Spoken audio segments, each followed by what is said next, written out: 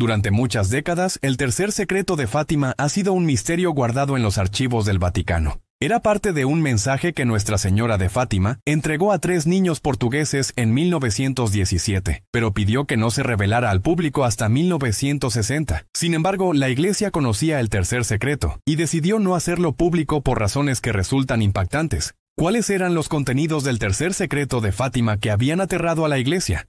¿Por qué se mantuvo en secreto durante tanto tiempo? Acompáñanos mientras revelamos el verdadero significado de la tercera profecía de Fátima, y tal vez quieras quedarte hasta el final para descubrir por qué la Iglesia está tan aterrorizada con ella. En 1917, estos 3 niños portugueses, Lucía, Francisco y Jacinta, informaron haber visto apariciones de Nuestra Señora en Cova da Iria.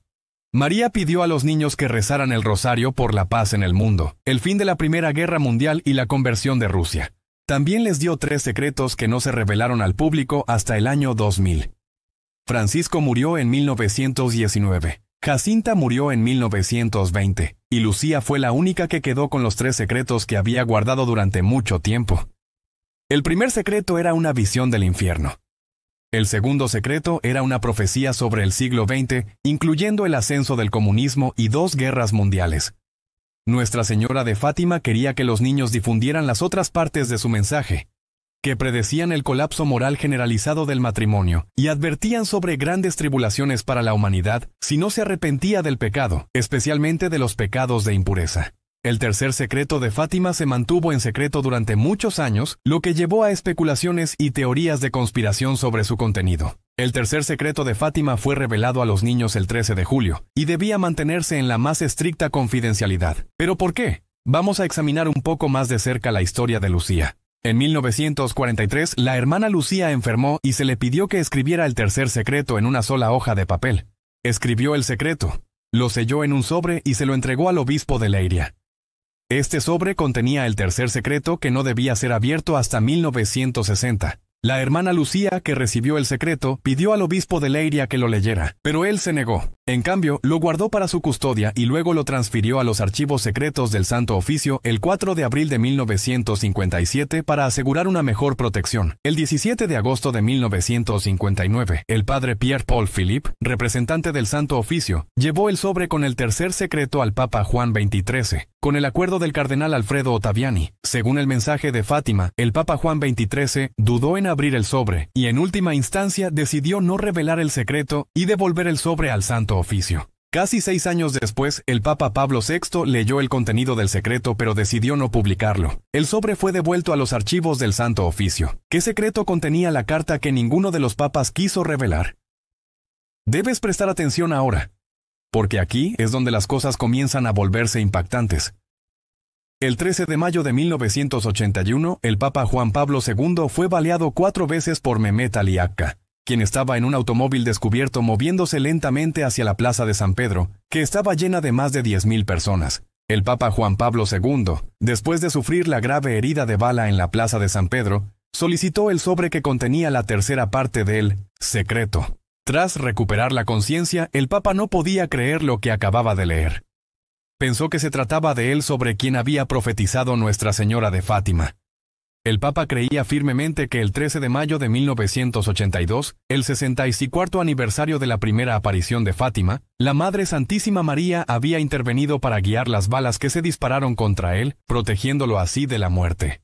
En el contexto del tercer secreto de Fátima, vio una conexión profunda entre él y el obispo. Vestido de blanco, a pesar de no sucumbir a la muerte, el Papa Juan Pablo II se identificó como el Papa o obispo mencionado en la tercera parte del secreto, quien debía ser asesinado. Vio su supervivencia como una intervención milagrosa de la Madre Santísima. Aunque algunos argumentaron que el Papa Juan Pablo II no podría ser el obispo vestido de blanco en la visión de Fátima porque no murió, el Papa respondió que debería haber muerto. Pero la Madre Santísima lo devolvió de la orilla de la muerte. Afirmó rotundamente que la Madre Santísima le había devuelto la vida, sin dejar dudas en su mente sobre la conexión entre el secreto y sus propias experiencias.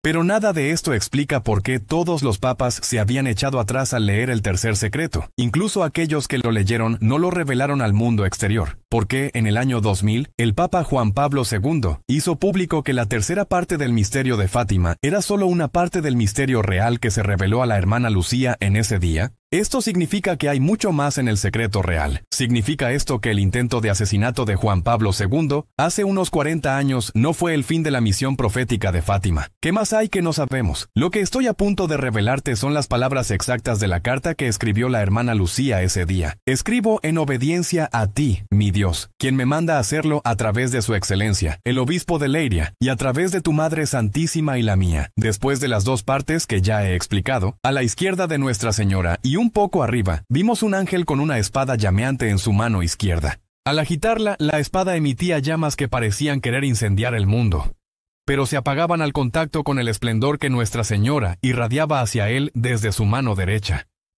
Señalando a la tierra con su mano derecha, el ángel gritó en voz alta: «¡Pena, pena, pena!». Otros obispos, sacerdotes, hombres y mujeres religiosos subían por una montaña empinada, en la cima de la cual había una gran cruz hecha de troncos rugosos, como de un árbol sin corteza.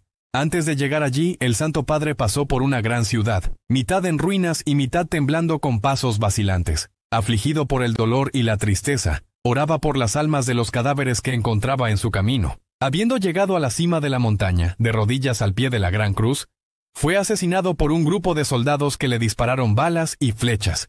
Y de la misma manera, murieron uno tras otro, los otros obispos, sacerdotes, hombres y mujeres religiosos, y varios laicos de diferentes rangos y posesiones.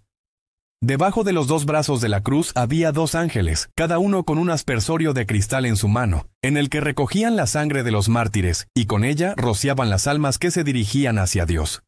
Estas revelaciones altamente descriptivas apuntan a muchas otras cosas que iban a suceder a la Iglesia Católica en el futuro, y Nuestra Señora estaba tratando de advertirnos sobre ello. Pero hay algo más que necesitas saber, y aquí es donde se vuelve realmente aterrador. El padre Alonso, el archivista de los archivos secretos del Vaticano, tuvo acceso a la carta y a varios otros documentos y también tuvo la oportunidad de interactuar personalmente con la hermana Lucía. Antes de su muerte reveló algo realmente impactante. Escribió que eventos terribles esperan a la humanidad. Y estos eventos son las cosas realmente descritas en la tercera parte de la carta.